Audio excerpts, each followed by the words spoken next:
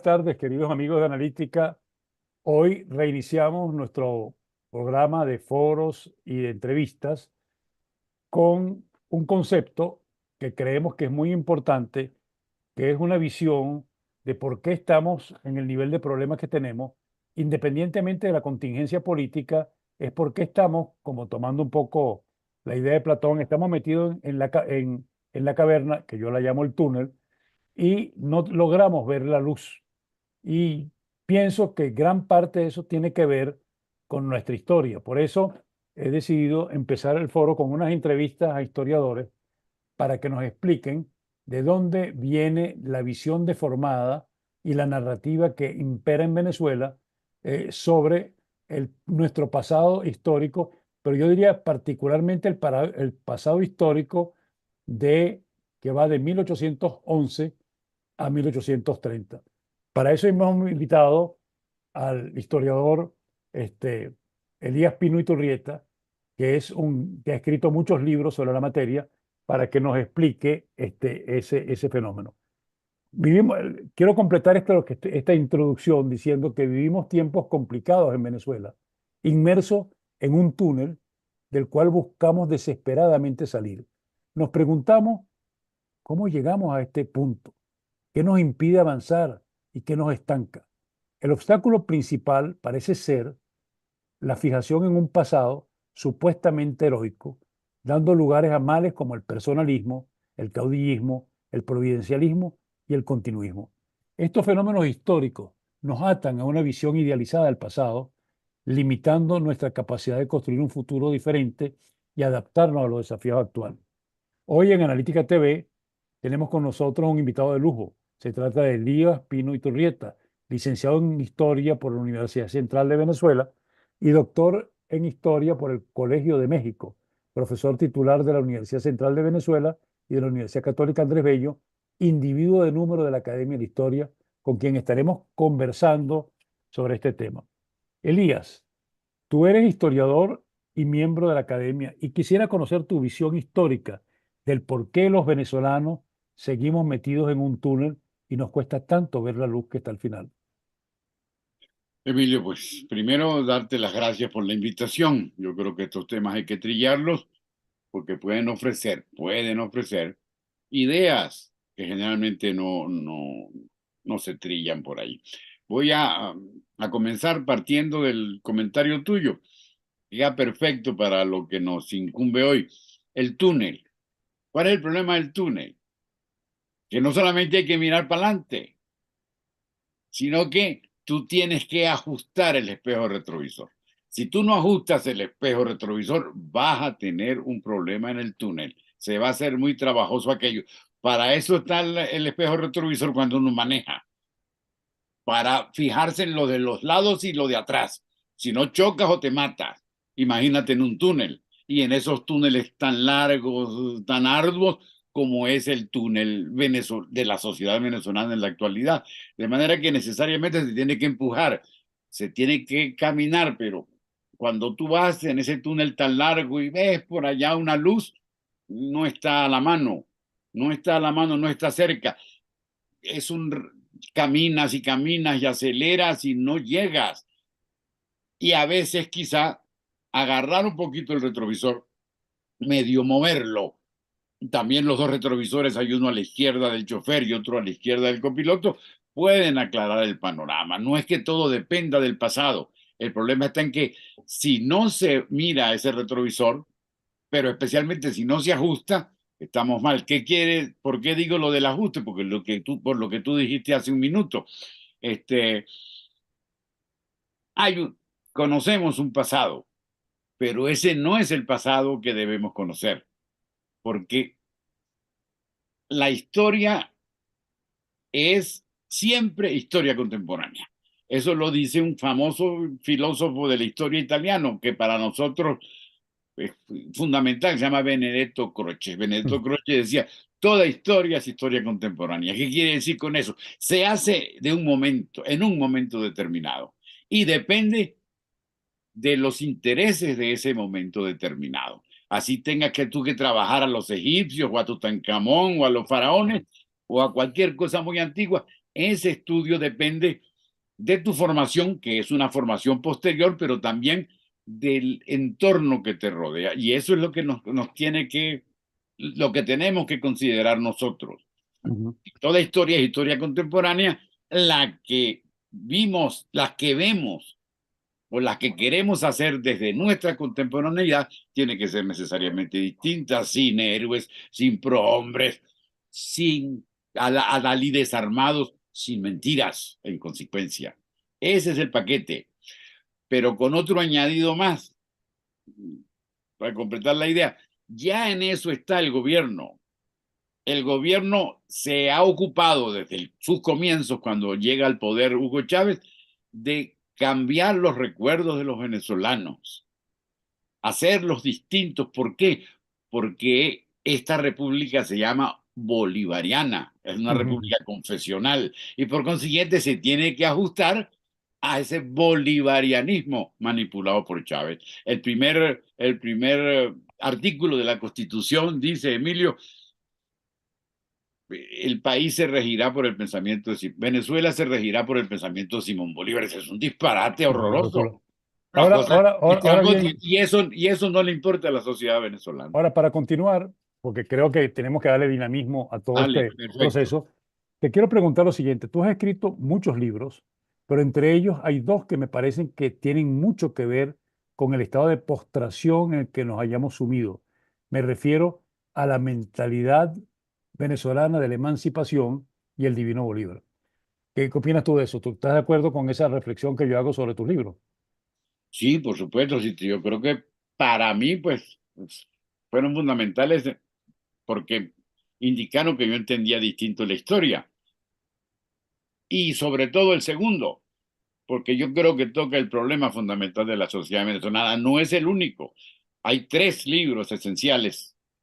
El Divino Bolívar, desde luego. ¿Por qué? Porque ha tenido muchas ediciones y se ha movido mucho. Pero antes está el culto a Bolívar, de Germán Carrera Dama. Ujú. Y en el medio, un libro de Luis Castro Leiva que se llama de la patria boba a la teología bolivariana. No es casualidad que tres personas como profesionales que se han interesado en la historia de las ideas, hayan parado un tiempo para detenerse únicamente en la figura de Bolívar, el padre, el Mm. tótem, el faro. Que por cierto, te quería comentar que sacamos en un editorial de analítica de ayer. Venezuela es el único país del mundo cuya moneda tiene el nombre de un héroe. Sí, yo lo leí, tiene razón, así es. No hay más. Y además, Creo que, creo, creo que Bolivia tenía el sucre. sí, pero eso no duró mucho tiempo. Pero, No duró. pero es que América Latina tiene el mismo problema que nosotros. También Claro. vive de esa época. Bueno, ahora vamos a seguir avanzando en esta conversación y te voy a preguntar algo que siempre he pensado yo, a lo mejor estoy equivocado. ¿Tú crees que libros como Venezuela Heroica brindan una visión desbalanceada de nuestra historia y han tenido un efecto pernicioso en las Fuerzas Armadas?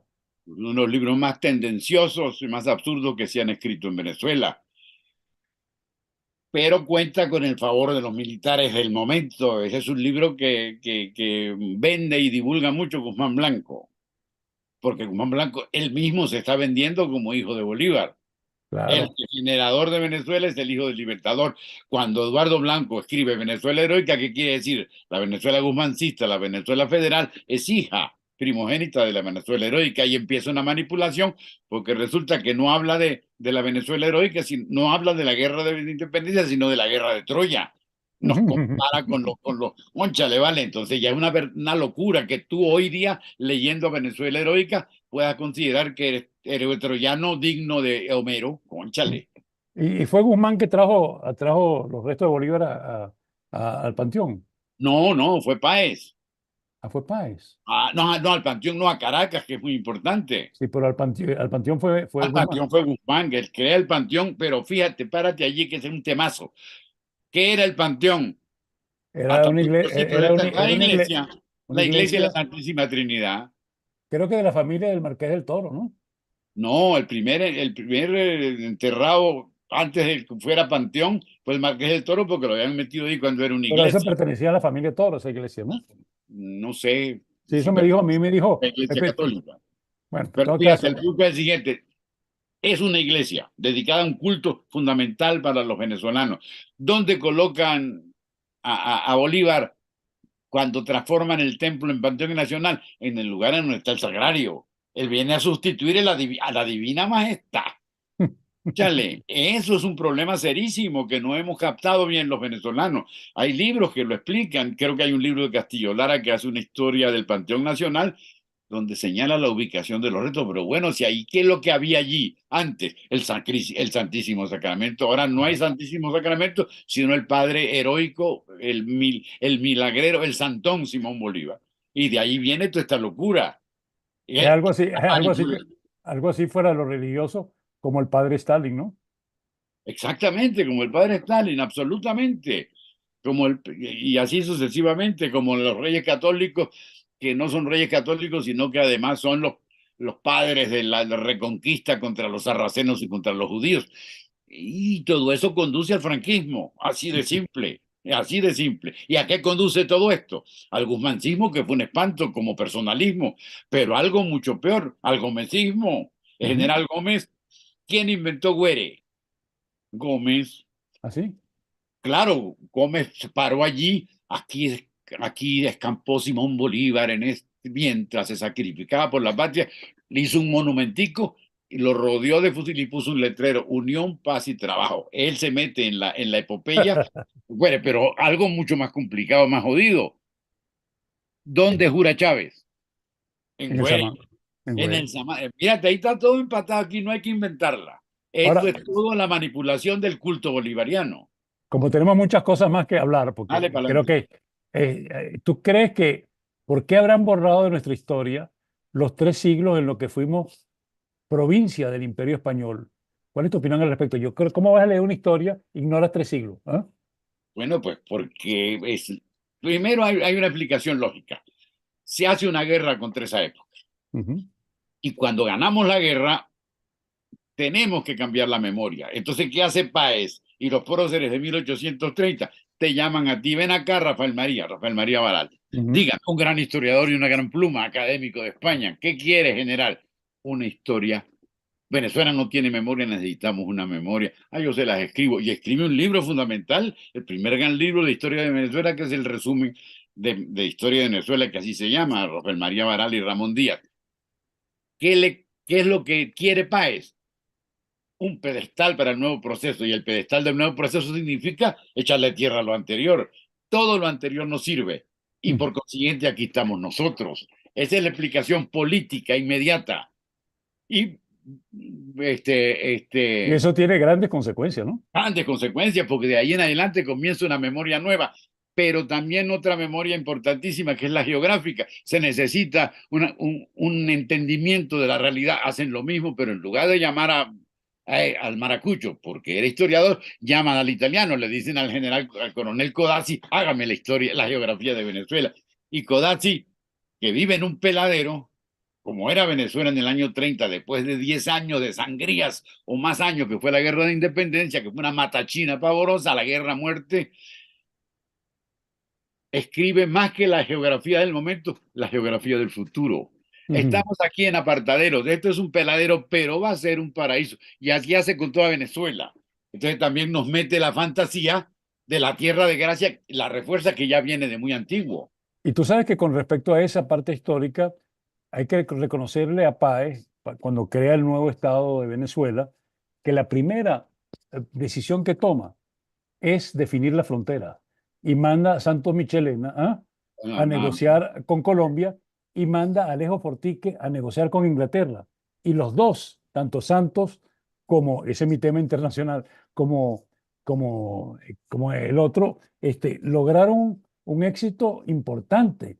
Imagínate tú que en el Esequibo, que está al día hoy, con Laura Verdín, Alejo Fortique logró que se delimitara la frontera entre Venezuela y la colonia británica en la desembocadura del río Moruco. Y en 1817, en Angostura, Bolívar había dado esa misma delimitación. Sin embargo, aquí no la aceptó Antonio Leocadio Guzmán y tumbaron eso atrás. Y el otro es más grave todavía, porque con el Pomo Michelena creo que incrementamos casi en 400.000 kilómetros nuestro territorio, Y estaba aprobado por los colombianos. aprobado, y nos daba la mitad de la Guajira, lo que significaba que el Golfo de Venezuela era totalmente de Venezuela. ¿Y tú sabes Sí. por qué yo indagué haciendo ese trabajo cuando yo trabajaba en eso? Porque ellos querían que nos habíamos incluido San Faustino. Yo digo, coño, ¿qué es San Faustino? San Faustino es Cúcuta. Entonces, ¿qué es lo que Santander. querían eso? ¿Qué es lo que querían? Decir que todos los héroes de la independencia eran venezolanos, Así porque es. Empezando Santander, por Santander, Santander así empezó es, en Cuba. así Bueno, es, así vamos a es. seguir en esto porque está muy sabrosa la conversación. ¡Ah, qué bueno! Bueno, nuestra prehistoria indígena hay que estudiarla bien en Claro. lo que en realidad fue y no glorificarla y mistificarla. ¿Qué recomiendas al respecto a lo futuro inmediato? No hemos caído tampoco porque no tenemos cómo, como López Obrador, pero por ahí vamos. Mira, lo que recomiendo es algo que está, que es de inmediato porque está cumpliendo años su libro. Eso fue ayer o antes de ayer que lo vi en el Twitter. Que vuelvan a leer Del buen salvaje al buen revolucionario, Ah, de Carlos Rangel. un Carlos libro Rangel, fundamental. libro fundamental, pero en relación con lo que tú estás preguntando, que es muy importante, no existe el buen salvaje. Mm. Existen tribus que se están matando entre ellas. Y eso facilita la conquista, de manera que el paraíso perdido, el paraíso desolado que se convierte América en general debido a la conquista de los españoles es absolutamente mentira. Eso es un absurdo. Y entonces, ¿cuál es el resultado monstruoso desde nuestro punto de vista o lo que tiene que ver con ese entendimiento del pasado al pasado indígena o autóctono o prehispánico al que tú te acabas de referir? Un bodrio como el Guaycaipuro ese del latón que pusieron en la autopista que da vergüenza. Bueno, sí. Además es de un mal gusto Por eso mismo, tipificado. ¿qué es lo que hay que hacer con ese muñeco? Quitarlo, pero calcular exactamente la estatura de nuestra vida y civilización prehispánica, que no fueron ni las aztecas ni las incas, había ni siquiera las chipchas de Colombia, había cierto grado de distintas, eran distintas, y entonces tampoco hay que sobreactuar, hay que poner la cosa en su lugar. No hubo una resistencia indígena como la que pregonó Hugo Chávez, Definitivo. pero podía haberla, porque No tenía. no, Eran está, no, era, tribus separadas. Lo único, no era Moctezuma, sino los Terepaimas y los Yaraguaco, eso no existe aquí. y Entonces hay que poner la cosa en... lo único que hubo así más o menos como cultura fueron los timotoquicas, Lo único fue los tipos toquicas que eran de la rama de andinas. los chipchas andinos, de los colombianos que llamaríamos hoy. Sí. Se señala que los venezolanos nos comportamos más como súbditos o vasallos que como ciudadanos. ¿Qué dice nuestra historia al respecto? ¿Se refuta o se valida la expresión? Nos comportamos más como vasallos que como ciudadanos. Sí, nos comportamos más que como vasallos como ciudadanos, que como ciudadanos. Una explicación histórica. Casualmente, alguna tontería de esa escribí yo el domingo en la Gran Aldea. ¿Por qué nosotros? ¿Hay ciudadanía? Por supuesto que no hay. Pero ¿por qué no hay ciudadanía? Hay una razón histórica. A los padres, lo que llamamos padres de la patria, no les importó la ciudadanía. Ujú. Proclaman la libertad. Yo quiero un solo texto de la literatura patriótica que corre del año 10 al año 30, en el cual se insiste en en la importancia de la ciudadanía y en cómo la república depende de la ciudadanía. Ninguno, hasta que termina la guerra después de Carabobo, empiezan a regresar los exiliados. Llega entre ellos, lo acabas de nombrar hace poco, Santos Michelena, una cantidad de talentos que descubren el despeñadero. Esto se lo llevó la chingada. Aquí no hay posibilidad de reconstruir este país y empiezan a decir, sí hay posibilidad. ¿Cómo? Valorando el trabajo Ujú. y la riqueza. Pero el trabajo y la riqueza no dependen del vasallo inútil que ha habido hasta ahora. o del hombre deshecho y debilitado por la guerra, sino de la creación de la ciudadanía. Y cuando empieza a haber una función ciudadana, es cuando Páez hace pacto, o cuando los intelectuales, los escritores, los propietarios quebrados hacen pacto con el diablo, es decir, meten a Páez en el negocio y Páez, que ya no es un soldado, sino un propietario, Ujú. acepta el reto y comienza a hablar ciudadanía. Por desdicha, pacto con el diablo fue porque la ciudadanía es transitoria en ese momento y vienen los horrores del personalismo de Monagas y los escándalos del personalismo de Guzmán, pero quedó la idea de ciudadanía, no solamente la idea, sino el ejercicio de la ciudadanía. Tendremos que esperar a la muerte de Gómez para que eso vuelva a existir, pero hasta ahora hay un motivo histórico que lo explica. Y por eso que el régimen este condena a Páez, ¿no? Absolutamente, por eso que el rey lo condena por eso, pero sobre todo lo condena porque traicionó a Bolívar. Pero hay que ser loco, hay Mm. que ser idiota, además, por una sola razón histórica. Venezuela nace de una traición. Venezuela nace del parricidio, asesina al padre para convertirse en adulta. Eso es lo que dice Juan Vicente González, que era súper bolivariano en un texto del año 40, pero que lo diga Juan Vicente González en un texto muy importante titulado Mis exequias a Bolívar es una cosa, pero que vuelva Chávez con esta monserga, mira, nos complica por completo la vida. Venezuela no nació de una traición, Venezuela no mató al padre, no cometió pecado, al contrario, comenzó a florecer porque inventó la criatura que le faltaba la independencia, que era la ciudadanía, aunque fue una criatura pasajera en aquel momento. Qué interesante ese aspecto, yo no lo conocía, ese aspecto que efectivamente, entre todas las cosas, Páez fue un hombre y que por las razones que inculcó un concepto ya más allá de la libertad del de ciudadano, ¿no? Absolutamente. ¿Qué es lo que dice Santos Michelena? ¿Cuál es la solución? Le preguntan a Santos Michelena en el Congreso. Y dice, trabajo, trabajo y más trabajo.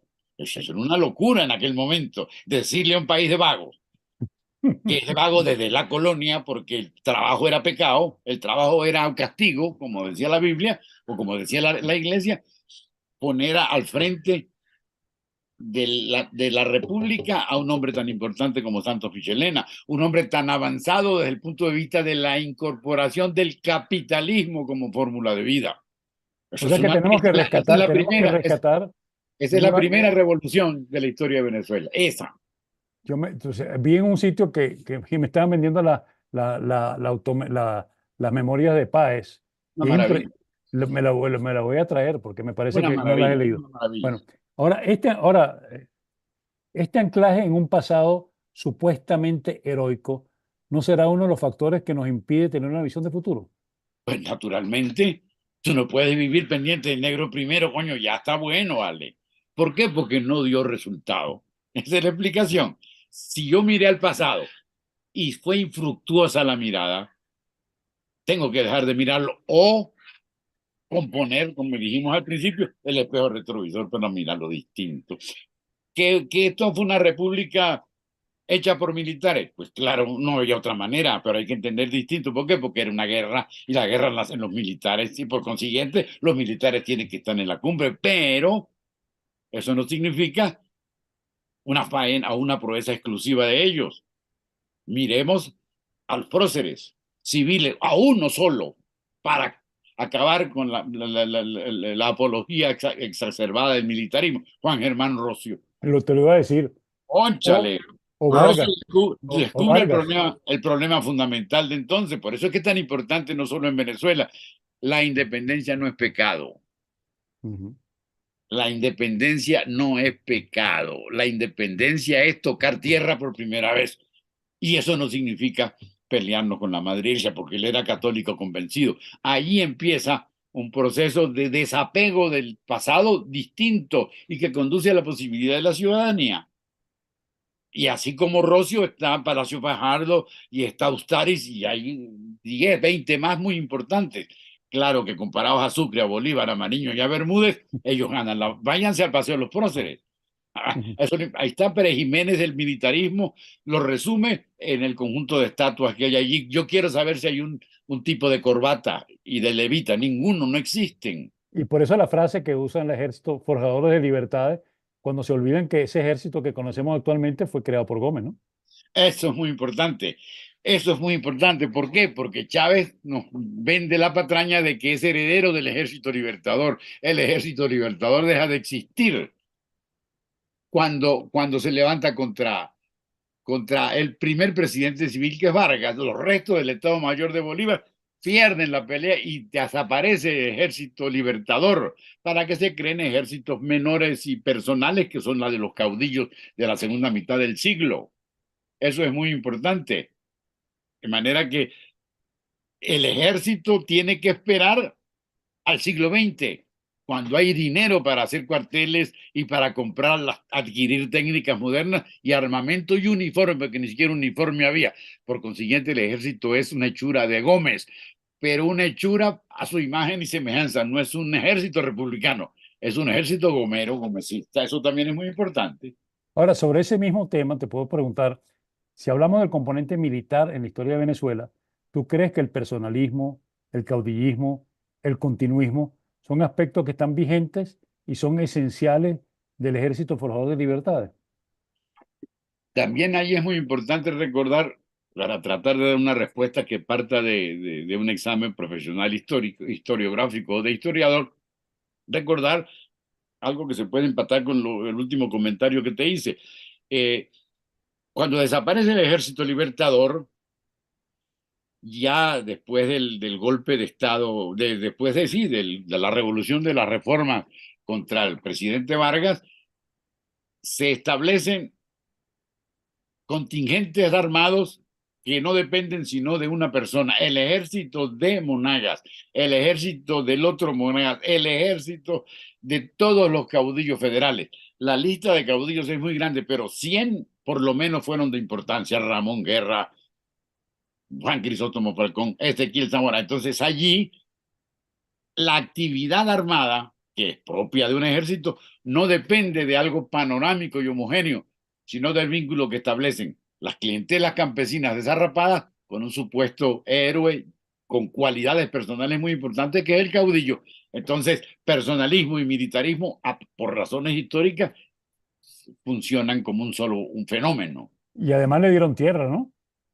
Pero por supuesto, la primera distribución de tierras la ordenó Bolívar. Y entonces de ahí viene la fortuna de Páez, también hay que decirlo.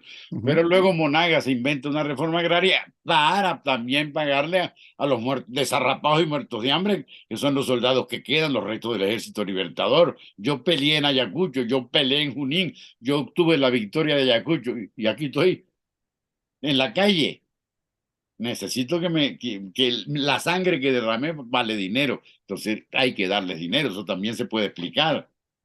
Ahora, esas mismas conductas que hemos estado viendo no son las que pudieran generar una visión deformada de lo que en realidad fue Bolívar. Por supuesto, porque todo esto que estamos, todo lo que yo estoy diciendo de Bolívar no lo dicen los libros oficiales. El problema de Bolívar es que es una Biblia, lo que se ha escrito sobre él, desde el siglo XIX. Yo soy hijo de Bolívar, dice Páez. Coño, se acaban de pelear, se acaban de separarse de Venezuela de la Colombia. Él necesita un soporte y comienza la primera torre del culto o del altar. Entonces, ¿a qué conduce eso? A un panegírico, a una geografía, pero nunca a un tratamiento histórico de ninguno, de ninguno. Hay que esperar a la muerte de Gómez, cuando una historiografía profesional más organizada comienza a mirar lo distinto. Por ejemplo, a través de autores como Parra Pérez. Ujú. Parra Pérez escribe 5 tomos muy importantes sobre Mariño y las guerras civiles y la independencia de Venezuela, donde presenta una mirada más profesional de Bolívar. Pero las instituciones que se crean, que son poderosas y son ricas, como las academias, especialmente la Academia de la Historia, ponen el otro pilar, pero ya de la torre, del culto a Bolívar. Ya no es toda una institución: Vicente Lecuna, José Gil Fortuna, Laureano Vallenilla. Ahí se crea una estructura de poder que llega al extremo de lo más monstruoso, que es el bolivarianismo de General López Contreras. Eso iba a decir, que refortaleció la sociedad bolivariana, ¿no? Crea la sociedad bolivariana, y dice que el pensamiento de Bolívar es el único que hay, pero además en los consejos de ministros manda a los ministros a leer los discursos de Bolívar, porque de ahí va a salir la obra de gobierno, algo verdaderamente de manicomio. Pero lo aceptamos. Nadie en aquel momento dice, perdone, pero esto es un manicomio. Yo te quiero preguntar a ti, ¿cuántos intelectuales, cuántos políticos, cuántos sabios, cuántos eminentes representantes del pueblo le dijeron a Chávez, mire, esto de la República Bolivariana es un disparate? Yo quiero que me lo digas. No existen porque el tótem se tiene que respetar. No te puedes meter con Bolívar.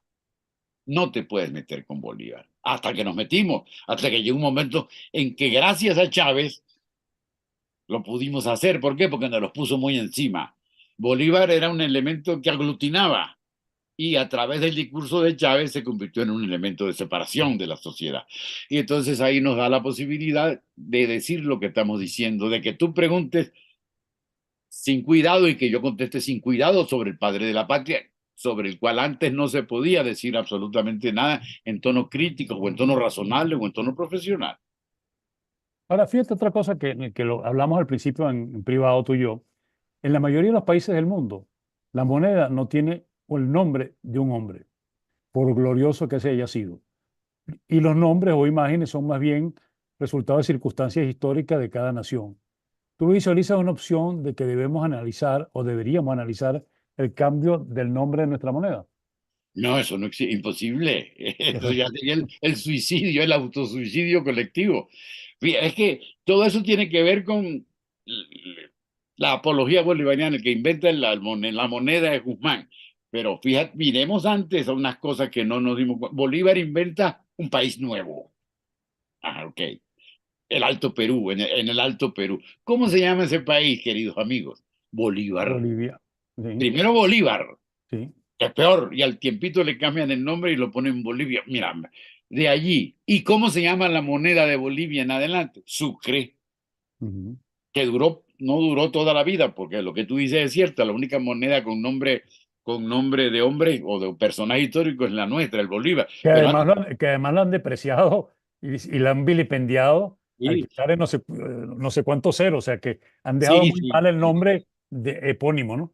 Y además eso es lo más negativo, lo más que podemos usar también como elemento negador de la República.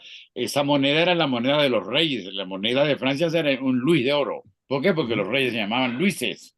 Bueno, ujú. entonces nosotros tenemos también nuestro reyesito que se llama Simón Bolívar, la moneda se llama Bolívar. A nadie le pasa por la cabeza que eso es o puede ser una aberración, porque es reducir la epopeya de la sociedad o la evolución de la sociedad, para no ser tan ditirámbicos, en la vida y en la muerte de un solo personaje que es llamado Simón Bolívar. Y eso se exacerba con Chávez. Cuando viene el centenario o el bicentenario de Bolívar, ¿quién cierra el acto en el Panteón Nacional? Eso fue durante Luis Herrera. Luis Herrera no volaba porque los orines no eran gasolina, era un diablo, políticamente hablando.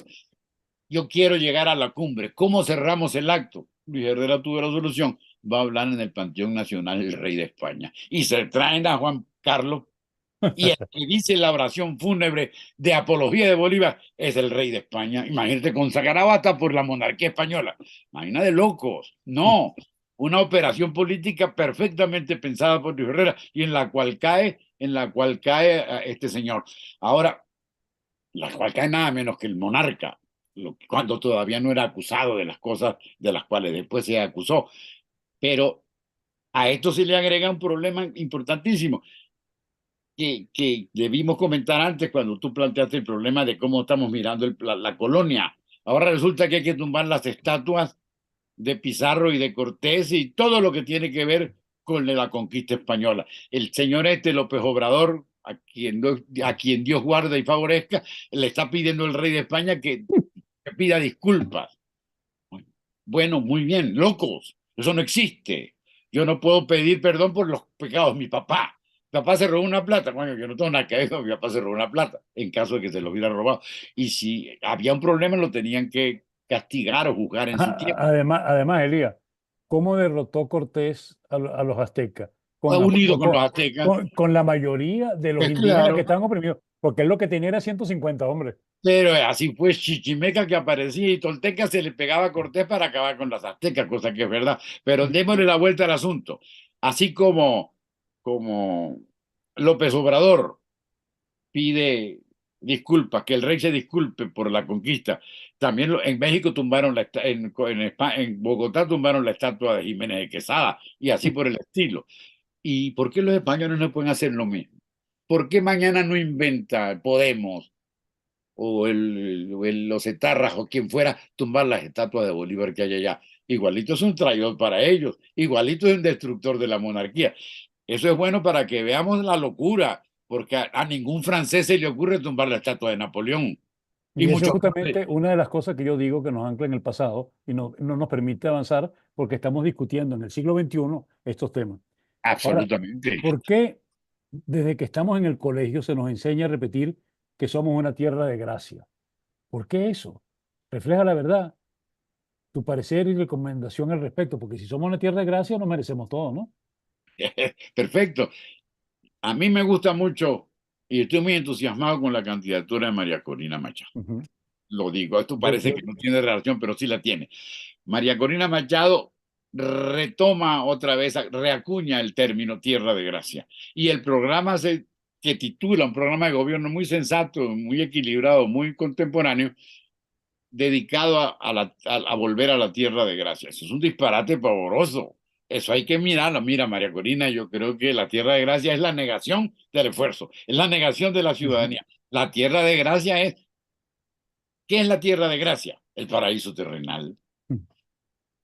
Un habitante del paraíso terrenal tiene que hacer algo, no simplemente es habitante del paraíso, los bienes del pensil le caen. Y eso se traslada a la tantión, al escudo cuando hacemos la república. Vean el escudo nuestro de Venezuela que hacen los padres fundadores. Salen copiosos de la cornucapio a los bienes de la tierra sin que no se trabaje. Continúa la tierra de gracia. ¿Qué proclama Bolívar en el Correo del Orinoco cuando crea Colombia? La República Dorada que va a cambiar el mundo por los ríos de oro y los montes de esmeralda. Es decir, la idea de la tierra de gracia, ahora ratificada por el propio, es decir, por Simón Bolívar. Una locura. ¿Qué es lo que produce la tierra de gracia? Parásitos, porque en un paraíso no se trabaja. Es decir, que niega la esencia y el fundamento de la república.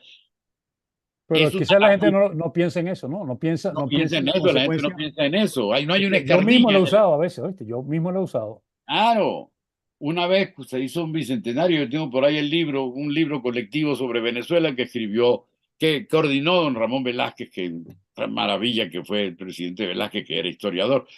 Yo escribí no sé qué parte que yo le dije, mire, don Ramón, hace falta una introducción que ponga en tela de juicio este asunto de la tierra de gracia. Pues escríbala, y yo la escribí. Qué bueno. Una idea que vieja que yo tengo metida en la cabeza. Me preocupa mucho que María Corina reacuñe el término. Quizás no lo pensó, no pensó en las consecuencias de esa frase. No pasó en la consecuencia, o algunos asesores entienden que está muy bonito la tierra de gracia. La tierra de gracia es una conspiración contra el trabajo, contra la riqueza, contra el esfuerzo, es decir, contra los elementos de los cuales depende la creación y el mantenimiento de una república. Náguara, Totalmente. Totalmente. ¿sabes qué es Ahora, así? ya para que estamos por concluir, tengo un Vale. par de preguntas. ¿Te podrías imaginar a manera de ejercicio de escenarios, ministro de Educación con plenos poderes en un supuesto nuevo gobierno? ¿Cuáles serían, en tu criterio, las visiones o estrategias clave para introducir nuevas conductas sociales y comunitarias entre los venezolanos? En la pregunta lo que quiero es apelar a tu capacidad propositiva de generar cambios realistas ajustados a lo que realmente podemos hacer. En un cierto sentido podríamos decir un cambio de narrativa, ¿no? Un cambio de narrativa, pero más que un cambio de narrativa hay algo mucho más profundo, de sensibilidad. Uno tiene que mirar la realidad como jamás se ha mirado. Y eso significaría casi agarrar bibliotecas enteras del Ministerio de Educación, manuales enteros y mandarlos a quemar. Eso puede parecer un pecado y efectivamente no hay que hacer eso. Yo creo que el problema no es de educación, aunque sí lo es. porque todo se soluciona con educación. Eso no puede ser. Una cosa que arregle todo no sirve. Moral y luces son nuestras primeras necesidades. Coño, se te secó el cerebro, Simón Bolívar. Por supuesto que moral y luces son nuestras primeras necesidades, pero eso lo dijo Sarmiento, y eso lo dijo Cervantes, y eso lo dices tú y lo digo yo. Luego no sirve, luego no es, porque lo que sirve para todo no sirve para nada. El problema es buscar aquellos elementos que nos relacionen con el trabajo de ciudadanía que se hizo al principio y sobre todo a partir de la fundación de la República cuando dejamos de ser bolivarianos. Y eso no se aprende en el aula. Ese es un problema de vida cotidiana. Y sobre la vida cotidiana pesan muchísimos lapsos de antirrepública. Entonces, lo que se está planteando como muy trabajoso, que hay que hacer nuevos programas. Pues sí, nosotros hemos tenido ministros brillantes en el área de la educación y todavía seguimos con la cosa de la educación y que el partido del lápiz y esas cosas. Por el amor de Dios, por ahí no van los tiros, pienso yo. Pienso yo que, claro que tenemos que mejorar la educación, hay que rescatar la vida universitaria, hay que atender con la mínima, mirar hacia la mínima dignidad del magisterio. Esos son problemas palpitantes, pero el problema es cómo se arraiga la ciudadanía en el quehacer de todos los días. En 1822 lo escribió Tomás Lander. Dicen que Tomás Lander, en un libro que se llama Manual del Ciudadano y Apología de la Ley Natural, un trabajo inédito importantísimo. Y lo primero es el trabajo, lo segundo es la riqueza. Y mientras no se haga riqueza en función de un trabajo honesto, no hay república. Eso no había que enseñarlo en clase. Eso hay que comenzar a hacerlo en la vida. ¿Dónde? Hagamos tertulias, reunámonos, que la casa deje de ser la mansión de las aristocracias para convertirse en algo más fluido, que se relacione con la gente en la calle, en tertulias, en periódicos que expliquen cómo el derecho y la medicina no son las carreras más importantes como eran en la colonia, sino hay que ser ingenieros, hay que ser botánicos y sobre todo hay que ser artesanos. En la práctica, eso no lo estoy inventando yo, eso lo dicen los padres fundadores después de la batalla de Carabobo. Y digo, creo que por ahí van los tiros, es una cuestión de praxis, más que una cuestión de pupitre, aunque por supuesto el pupitre es fundamental. Antes de pasarte a la última pregunta que nos trae el problema de hoy, te quiero hacer por qué yo pensé que puede ser útil hacer este ciclo. Este ciclo va a ser con varias facetas, inclusive con visiones holísticas, después específicas, a ver por qué estamos en el túnel, cómo salimos del túnel, ¿no? Ahora, este, a mí me llamó la atención cuando la invasión rusa a Ucrania, que hubo una sesión en las Naciones Unidas y una particularmente en el Consejo de Seguridad.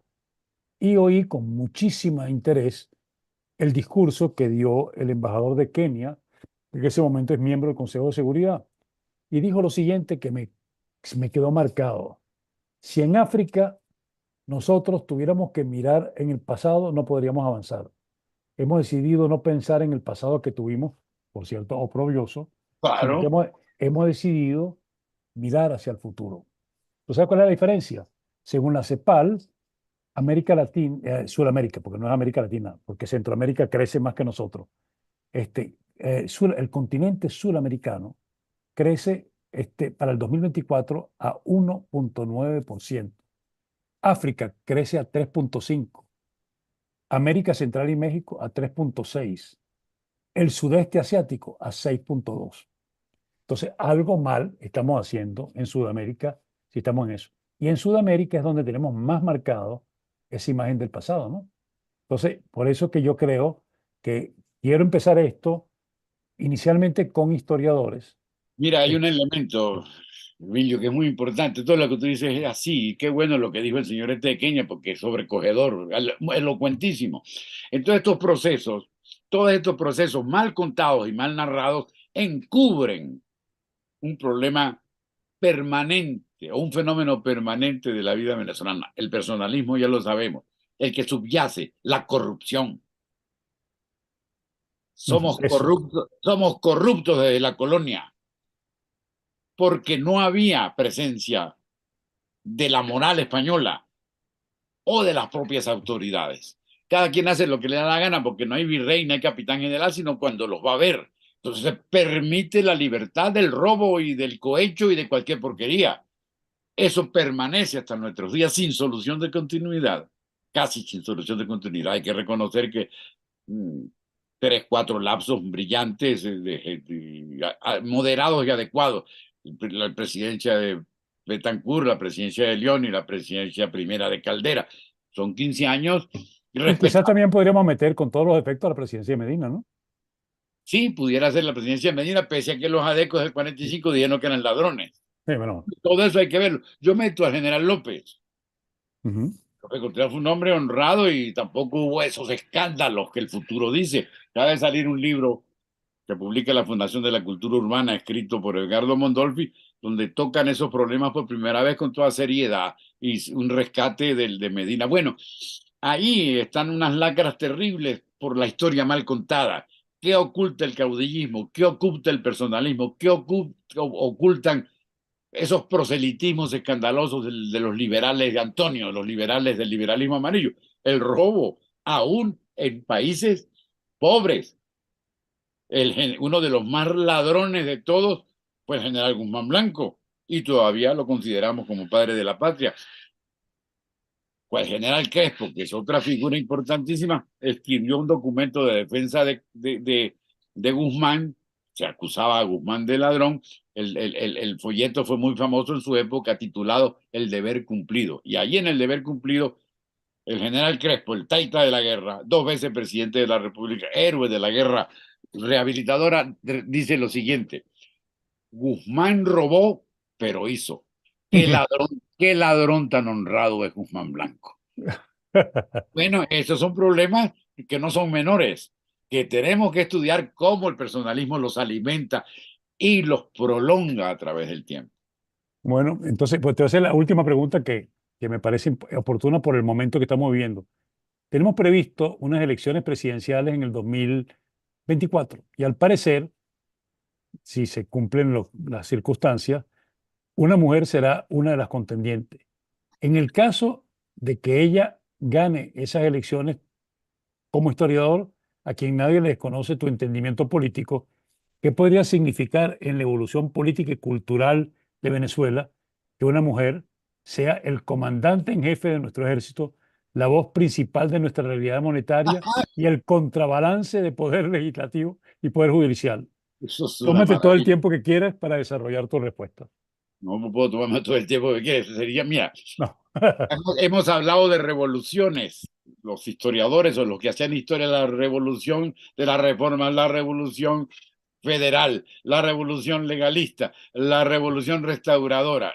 Todo eso quedaría pálido si una mujer es presidente de la República o también si un negro es presidente de la República. Ningún presidente venezolano ha sido negro porque esta es una sociedad racista encubierta. Ese es otro tema que tenemos que tratar algún día. Y mujeres, ahora se habla y está muy bien y tiene total sentido la epopeya femenina, las sufragistas, todos esos trabajos de investigación que está haciendo Inés Quintero y sus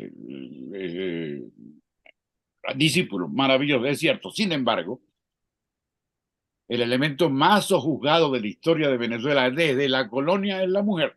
Tenemos que esperar al siglo XX y a una mujer en especial como Mercedes Pulido para que se comience a considerar civilmente a la mujer, para que los hijos naturales adquieran los derechos que no tenían, para que la mujer pueda manejar su capital como la maneja el marido. Son situaciones de ayer, nuestras. Ahora, ¿qué de allí? Esa mujer medio rescatada y medio salvada por el COPEI de Luis Herrera, vamos a decirlo así, o durante la administración de Luis Herrera, llegue a Miraflores y se siente en la silla de Gómez, esa revolución del siglo. Ojalá. Yo creo que eso sería realmente una metamorfosis que nadie tiene en el programa en una sociedad machista y antifemenina como ha sido también Venezuela. Yo quiero ver a las feministas como la del Me Too. No existen. Cuatro tonterías han dicho por ahí. Yo quiero ver qué opinan la mayoría de las mujeres líderes sobre la posibilidad de que la más alta representación de su género llegue a Miraflores. La revolución no es la de Chávez, ni la que iban a hacer los guerrilleros, ni la guerra federal. La revolución es María Corina Machado en Miraflores, pero sería la apoteosis. Ojalá la veamos, porque eso significa que de verdad o se nos perdió un tornillo o estamos viendo mal las cosas, o hay desesperación. Mira, estoy tan desesperado que hasta voy a votar por una mujer. Eso que lo diga cualquier venezolano iletrado tuviera sentido. Evidentemente ella también representa un ascenso que no existía. María Corina Machado no estuviera donde está si no es por todos los movimientos femeninos que se comienzan a establecer, especialmente en el siglo XX, cuando los adecos del 45, que es donde empieza de verdad, se abren todas las ventanas de lo contemporáneo en nuestra sociedad. Y hay cuando una primera mujer es ministro en Venezuela. Si no me equivoco, ahí puedes quizá tú informarme mejor porque yo no estoy tan familiarizado. Fue cuando Leoni, la Bracelina Casanova o algo Ahora, así. Celina, sí, claro. Antes eso no existía. Eso era No. una novedad. La gente llamaba, cúnchale, En el novedad. gobierno de Rómulo no hubo mujer Ninguna, y ministra, en la Caldera, ni en el Leoni tampoco. tampoco. O no, mentira, creo que No, fue el ninguno gobierno sí, de solo Leoni. Celina. Creo que fue el gobierno de Leoni el que Y la nombra. después sí viene Ruth de Criboy a Claro, presidir el Banco Central y ahí empieza sí, toda una cadena. claro, pero es minoría, Sí, minoría evidente. sí. Es decir, que todo eso hay que considerarlo a la hora de pensar en la alternativa de que María Corina Machado sea presidente de la República. ¿Y qué pasa con la primera dama que no existió? Habrá que hablar del primer caballero o del primer damo. Sería una verdadera revolución, de verdad que es importante. Es vida cotidiana que pierde sus brújulas. Y tú sabes que sí tiene un elemento que a mí me sorprendió mucho cuando tú ves que unas primarias manuales logran movilizar 2,5 millones de votos. En 2,5 millones de votos es una encuesta descomunal que, como dijo el hijo de Seija, esa es solamente la punta del iceberg.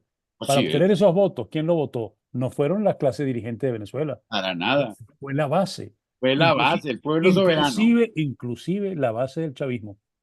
Estoy completamente de acuerdo. Yo no podía creer aquello. Bueno, Pero yo lo creo que mejor, nadie lo pudo creer, nadie lo podía, por eso ni siquiera ella el pensaba que podía ser gobierno, ese resultado. bueno, ahí hay una cosa importante, yo estoy de acuerdo, y que fuera ella, coño, una cosa extraordinaria, que los humildes, los pobres, los explotados, voten por una mujer blanca y matuana, No, fuera de serie. eso sí es una revolución, Eso es fíjate. una revolución. Pero fíjate tú también una revolución, aunque no tiene exactamente que ver con el tema.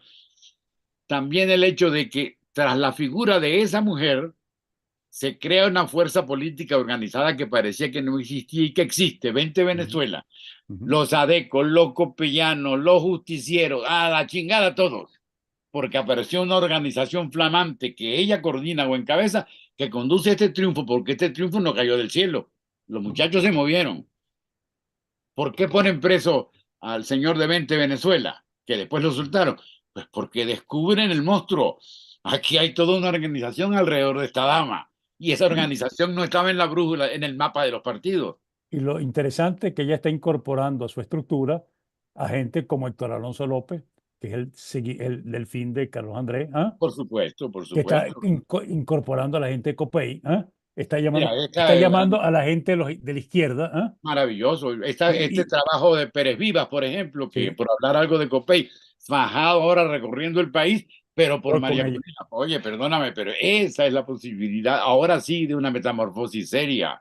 Eso lo Todo lo estoy que viendo hemos y hecho es un momento interesante. históricamente Esperemos que esto nos fundamental. lleve efectivamente a no hablar más de Tierra de Gracia, sino a hablar Ojalá, de la Tierra ojalá. del futuro, ¿ah? Así es, Bueno, ojalá. muchísimas gracias, Elia.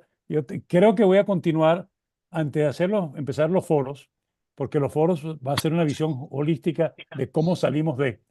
Quizás quiero hacer otros historiadores y he pensado en Carol Leal, Tomás Buenísima, Estraca, Carlos. Tomás Estraca y justamente la que mencionaste antes, Inés, Inés, que se ha dedicado justamente a ese tema. mucho ha Voy a trabajado ver esos qué puedo temas. hablar con ellos y Hay todo un grupo me de parece que es muy historiadores. importante empezar Sí, con la historia antes de entrar en las soluciones específicas, ¿no? todo lo que tú nombraste y otros que hay, por supuesto, tienen una característica que los une y me une a mí también, profesionales. Eso, Estamos escribiendo exactamente. historia porque nos sentamos en un pupitre para ser historiadores, en la universidad, en la academia. Luego, de manera que nuestro interés no es fundar un partido o tumbar un gobierno, sino tratar de ver desde lo contemporáneo y con método profesional y con técnica algo que se llama generalmente ciencias sociales. Eso es todo. Es mucho lo que te pueden aportar, como será con toda seguridad, cuando las invites o los Y, invites, porque y son tú muchos. sabes lo que voy a hacer. Una cosa que no es normal en el periodismo venezolano. Les voy a hacer exactamente las mismas preguntas que te hice a ti, para oír cómo ellos reflejan, ¿ah?, esa visión, porque las preguntas que te hice a ti eran abrir temas. Y va a ser Claro, interesante. Y lo más seguro es que vamos a encontrar unas grandes coincidencias. pero por supuesto, o unas grandes diferencias, lo cual Bueno, también si tiene la hay, también sirve. que sería Pero, espectacular, sería y, espectacular. y es el país que tenemos que crear, que puede haber. La ciudadanía, La ciudadanía es tener divergencia, pero de exactamente, manera civilizada. así Bueno, es. muchas gracias, Gracias a Elías. ti, Emilio. Te Igual, agradezco mucho la oportunidad. no, Hemos yo te pasado un agradezco a rato. ti porque creo que yo consideré que tú eras la persona que tenías que abrir este ciclo. Este ciclo va a tener varios eventos. Primero, esto de los historiadores, después, personas fundamentales que lo vean la salida de diferentes ángulos y después especialistas en cada una de las áreas, ciudadanía, economía, educación, que van a hablar ya de al final, ya que cuál es la luz después del túnel. ¿Ah? Ojalá, maravilloso me parece como iniciativa. Hace falta esto. Y Bueno, decir cosas, y te agradezco que me hayas invitado. Aparte de que pasé un rato estupendo conversando contigo. Muchísimas bueno, gracias. bueno, gracias, Elías. Hasta luego.